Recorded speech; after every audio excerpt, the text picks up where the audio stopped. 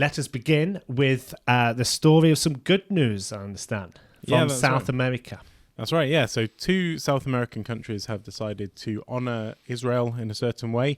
The first one is Uruguay, who has this week announced that they will be opening a diplomatic office in Jerusalem.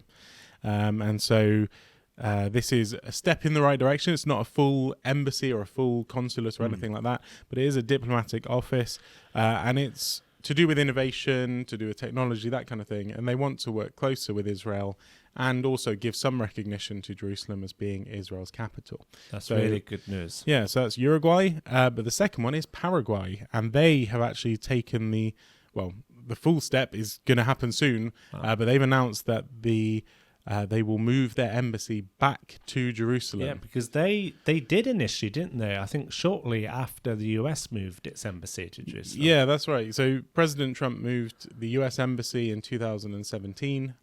Paraguay followed suit, but as what happens within countries, they have elections. A new president was elected about 6 months after the move happened, and he decided that it was against his beliefs and his policies, sort of thing.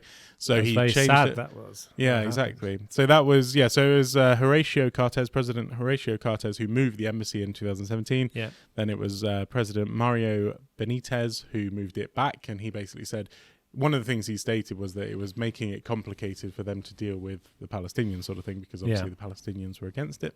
But now, just this week, Santiago Peña. President Santiago Peña, he's just been elected.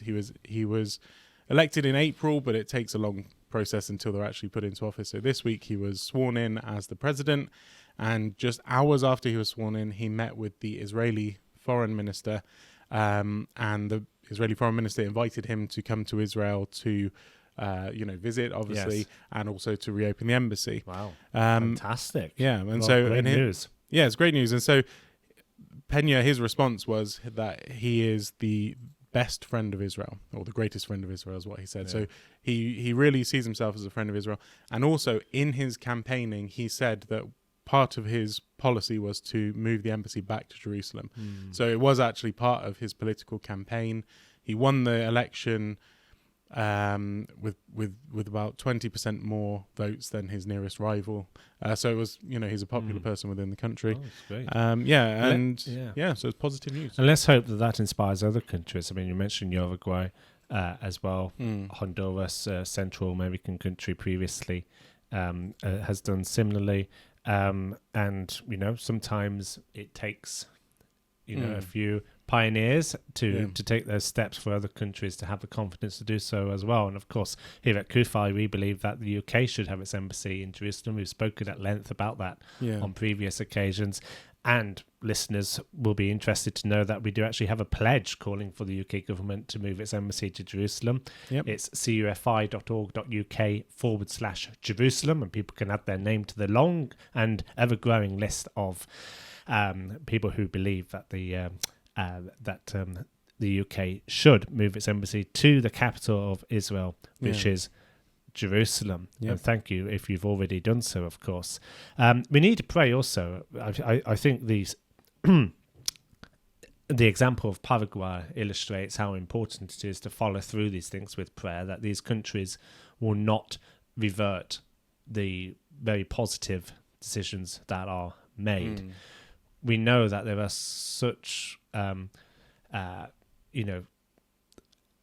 significant political pressure against moving these embassies. We've seen examples of, was it Hungary, I believe, or where there was a lot of to and throwing in terms of the political pressure which was being put on from various bodies to try and prevent these moves. It isn't something we should take for granted, and it isn't an easy decision for those who do have seats of power to make these decisions, because there is such a backlash. We need to pray that this Paraguayan president will be blessed, but that he'll be protected, and that he will be encouraged that this is the right decision, and that he won't be swayed by the backlash which will probably come from some directions. Yeah, and it comes from all directions. It's not just the Palestinians who fight against it. Yeah. The whole Arab world does, but not even that. You're saying about Hungary. I know when any European country has said that they want to move the embassy, actually, back then it was Angela Merkel who was the head of Germany and was one of the leading prominent people within the EU, European Union. They were the ones who vetoed it. They said, if you move this, it will have massive things. So actually it's not just the Palestinians who are against it. It's actually, there's a lot of people around the world who are against it. And I think it shows about the deception that people have in these times where they don't see the truth. Yeah. They're not honoring the historical fact is that the Jewish people have been in Jerusalem for millennia. They've been the only people that have ever placed Jerusalem as their capital. Not only that, the Bible is saying that God gave that land to the Jewish people. God gave Jerusalem as Israel's capital. It's a place where God placed his name. Yes. He's chosen that place as the place where Jesus will return. So any Christians listening should be, we're obviously Christians here. So it's Christians should realize, this is a special place that God has separated out from the rest of the world and said, it's the only place on earth where he said this is the place. And yet the world is deceived. They don't get it. And so it's not just the enemies of Israel, it's also the people who see themselves as allies. They still act against God in this way. And it's very concerning, really.